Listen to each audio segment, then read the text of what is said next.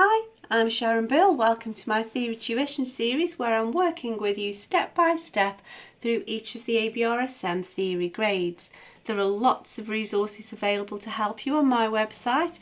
If you go to sharonbill.com, you'll find some free PDF information sheets and you can download those in US letter or A4 and they accompany each step of this series. There's a page there with links to all of my YouTube video tutorials, and you can also find out about the books that I have available. I've written an exam technique guide, how to take your ABRSM Music Theory Exam. It's full of tips and techniques on how to best prepare for your exam and also how to make the best use of your time on exam day when you're working through your exam paper. So if you go to sharonbill.com, you'll find it all there. If you can give me a like, that would be really fab, and please do subscribe to my channel to keep updated.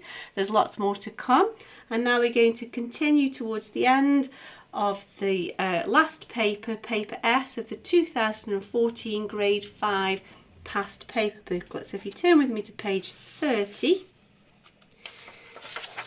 and we can make a start on question 5. Now I always suggest that you have a go of this yourself first of all. Always work in pencil. Doesn't matter if you go wrong, you'll learn more thoroughly that way. And so I'm hoping you've had a go of this and we'll work through it together.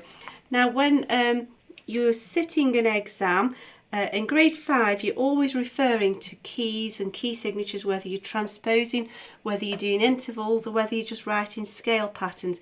And so I recommend that you just write out your circle of fifths, key signatures, and then you've done all of your thinking nicely and calmly, and then you can just refer to that rather than just having to keep dredging your brain to keep finding that information. If you're not sure how to quickly write down and get to grips with the circle of fifths and the related keys, I've done a video tutorial, the circle of fifths, to help you, and you can find the link to that in the cards and in the description too.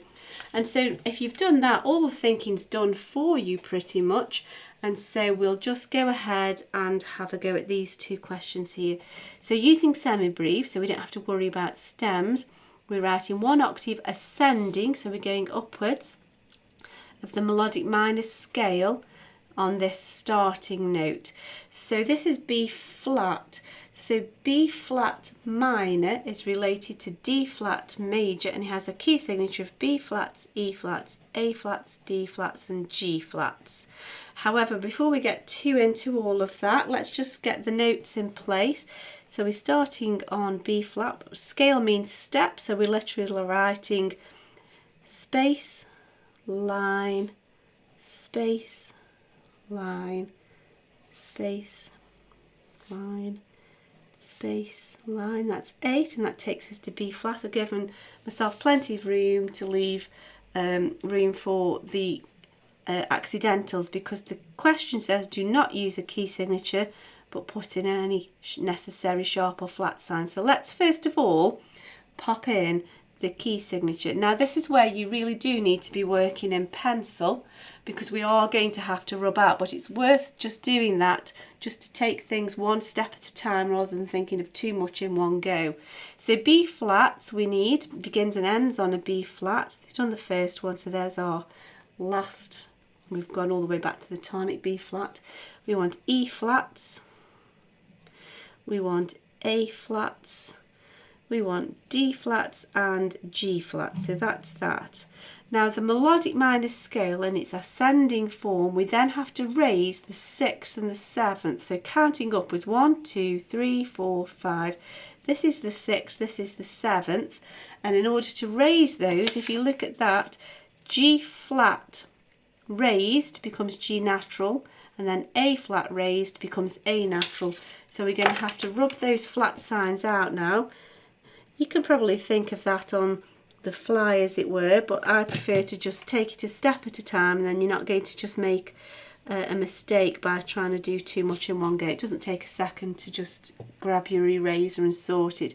Now you can either leave them like that, just plain old G and A, or if you want to show that you've done your thinking of raising your 6th and 7th, you could put a natural sign in, even though they are redundant, or you could put them in brackets just to show, you know, they're not supposed to have to be there as it were, but you've put them there to show your thinking. Any one of those options is fine.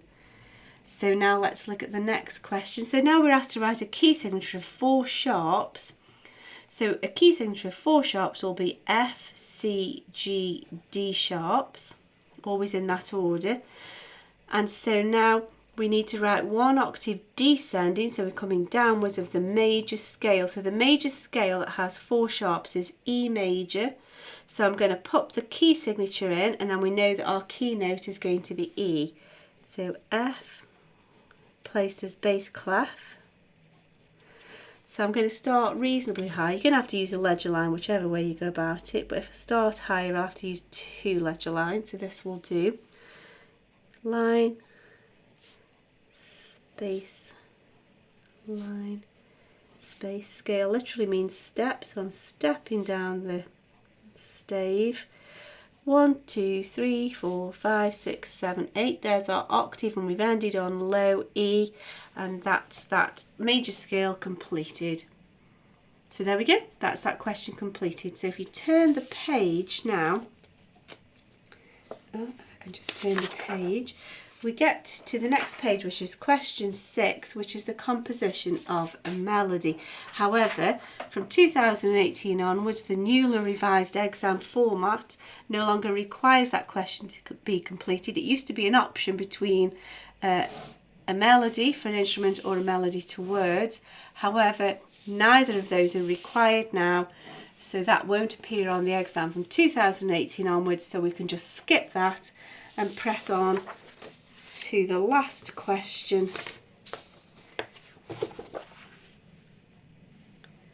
And so we have some cadence points to map out. So we are looking for cadences in these 2 sections here. A cadence point must have a certain progression of cadences. So if I just refresh your memory on what those cadences are, we could have, for example, we could have 5-1, and that's a perfect cadence, and that's a very strong finish. It sounds completely ended, and it's sort of like a ta-da finish, if that explains it. We could have a 4-1, which is still a full close, but it's a more gentle close. That's a plagal cadence, and it sounds a bit more gentle, sort of like an amen kind of finish.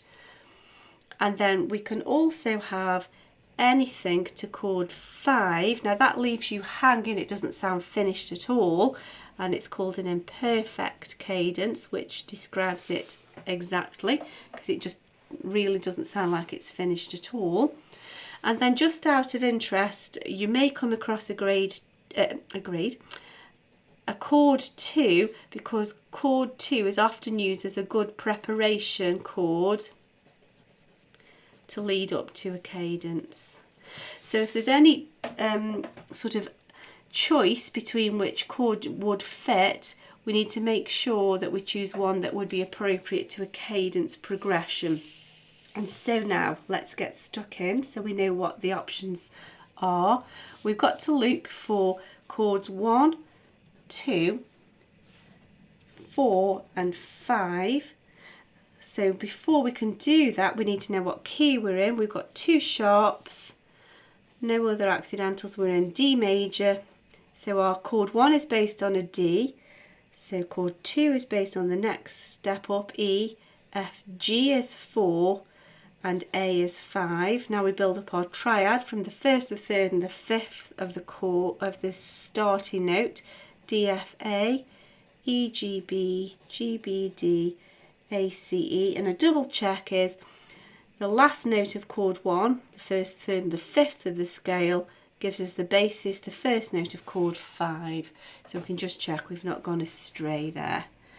So now we have a choice, and let's look at these chords. So the first chord A, we have a G, F, E, B. Now all of those are not going to make sense. However, this F is not part of the chord. It's not a harmony note, it's a passing note. It's just passing through in step, just filling in that step between the 2 harmony notes. So now we know that's not part of the chord. We can look again. G, E, B. tells us chord 2, and that makes sense because it's the preparatory chord to a cadence that's coming next. Let's see what else we've got now. Chord B, we have a G, a B, a D, a B. So G, B, D answers that fully, and that's a chord 4. So it looks to me like we're going for a plagal cadence. The next one should be chord 1. We have a C, B. Oh, actually, no, it's not. A C, a B, an A and an E. Now B is your passing note, that's not part of it. Saves me right for trying to guess, doesn't it? We've got a C, an A and an E. We have a chord 5, so we have an imperfect cadence here, and actually that makes sense because it doesn't sound finished, it's not actually the end yet. So here we have a chord 5. Let's see what this last cadence brings about. Now we've obviously got passing notes here because we can't have a chord with C, D, E, A, B, C. So let's work out what our chord notes are, our harmony notes, and which are our passing notes. This note is just passing through in step, just filling in the gaps. So is this one. And so now we can look at the chord without being confused by these passing notes. We have a C, an E, an A and a C. So that's a chord 5. And then to finish we have a D, an F, a D, and that's enough to tell us that it's a chord 1. So that's that completed. We can't put whether it's a root position or an inversion because we have no bass notes. We're not given that information, and so we literally know the basic chords, and we have an imperfect and a perfect cadence. So that's the end of that question. That's the end of that exam paper, and that's also the end of that booklet of past papers from 2014 completed. So well done for all your hard work if you've completed that. I do hope that's been helpful to you. I hope that you're enjoying this. I hope you're getting to grips with it. I'm certainly enjoying working through it with you. If you can give me a like, that would be really great. And please do subscribe to my channel to keep updated. There's lots more in store. Please do go to sharonbill.com and make use of all of the resource and information that's available to help you there. Thanks for watching. See you next time. Bye.